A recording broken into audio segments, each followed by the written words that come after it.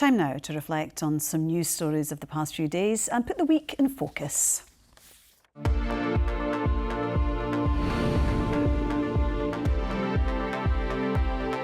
You don't know. I may do it, I may not do it. I mean, nobody knows what I'm going to do. I can tell you this, that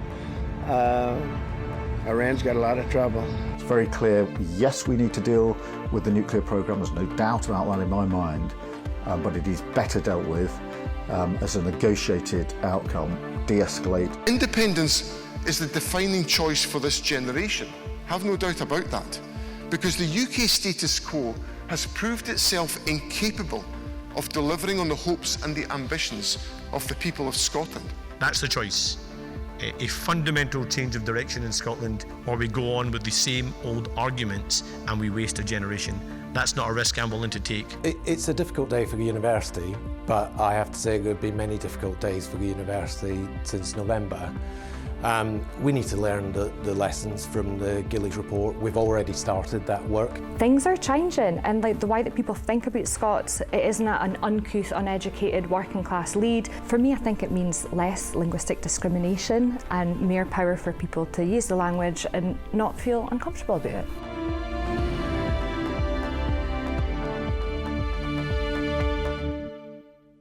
Just the two guests with us tonight, the political commentator Catriona Stewart and journalist and podcaster Assa Samaké-Roman. Thank you both so much for joining us this evening. Let's start with the Middle East, and it's a very, very uncertain time in the world. We're all holding our breath to see what Donald Trump decides to do. Will America attack Iran, do you think, Kat? Well, Donald Trump is so capricious that it's really difficult to say what he's going to do. He said earlier today that he would take 2 weeks to make a decision. You have to hope that in the meantime there is going to be a lot of diplomacy happening. This has huge knock-on effects for UK as well. There's problems potentially with the global supply chain with the price of oil. If the UK is expected to become involved in any military action backing the US, that's a huge problem for Keir Starmer because the UK doesn't have the necessary Navy personnel.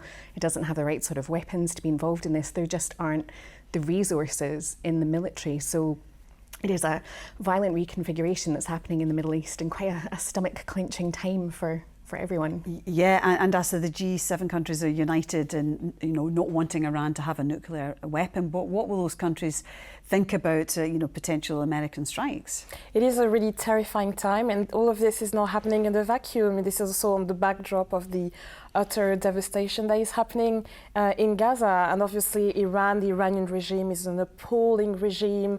It's repressing dissent in blood. It's attacking women. It is a very destabilizing force in the region. It's hostile, it's threatening. But I think at the moment, definitely in France, but I think in the UK as well, we're talking a lot about 2003. And I think a lot of people are trying to ask the question, is this really a good idea to get involved in this way with Iran to try to have a regime change based on military action? I think, if you're British, if you're French, and you remember 2003, you think maybe this is not the right course of action, and you're very wary of what can happen in the future. Okay, back here in Scotland, the First Minister John Swinney made a speech at this conference looking ahead to 2050, and he said that independence was within reach. Now, support for independence is high in the polls, but how close do you think it is? Clearly, it's not a dead issue. Clearly, it's getting some traction. Some people, a lot of people still believe in the prospect of an independent Scotland, but independence for what? What's really the vision behind it? And this is something that, the SNP in particular has to articulate. You can have all the conversations, you can bang on the word, you can think about the strategy as much as you can. If you don't have weight, if you don't have a vision, ideas behind it, it's not really going to get anywhere, I'm afraid. And I suppose this is the SNP's challenge, the Scottish election next year. How big an issue is it going to be? I don't think it's going to be as big an issue as it's been in previous elections. Yes, it will be an issue. John Swinney has to walk quite a fine line between presenting a clear route towards independence and a clear sort of narrative and, as you say, vision about what an independent Scotland could look like in order to ensure that he's speaking to the core SNP vote. But he also wants to try and scoop up some of the people who've left and gone to Labour. He's certainly looking at tackling people who might go to Reform. So I think focusing on bread and butter issues is going to be a much bigger part of the strategy, but independence is really important. Yeah, just very briefly, it will be interesting to see where they put it in their manifesto. Oh, definitely, and definitely there will be voices in the SNP who will say we need to put it front and centre in the manifesto. We're only 11 months away from the next Hollywood elections, and I'm sure it's going to be a very interesting one. Okay, and it's been a big week for our Indigenous languages in Scotland this week, because Scots and Gaelic have been officially recognised as, or given official status as language. I mean,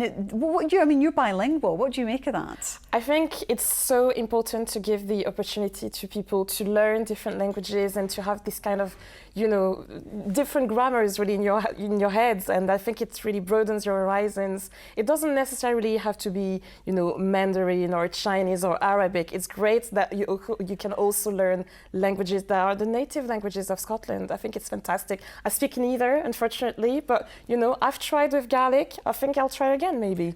Oh, because you tried it on Duolingo, Absolutely, you said that was quite tricky. It's difficult. I don't think you can really become fluent in a language by just, like typing a few answers on your phone, unfortunately. I mean, Kat, what do you think of it? Because there's some people that say too much money spent on Gaelic TV, on the signs all around the country. What do you think about this idea?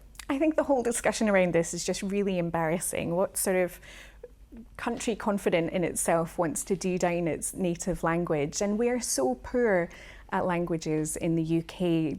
Young people in schools are not that interested in learning foreign languages. We don't have people who are bilingual. I'm very jealous that you have 2 languages. And we really should be working to improve that rather than turning language into a culture war. Absolutely. We'll all have to get back to Duolingo and maybe try Gaelic. But we'll have to leave it there. Thank you both so much for joining us.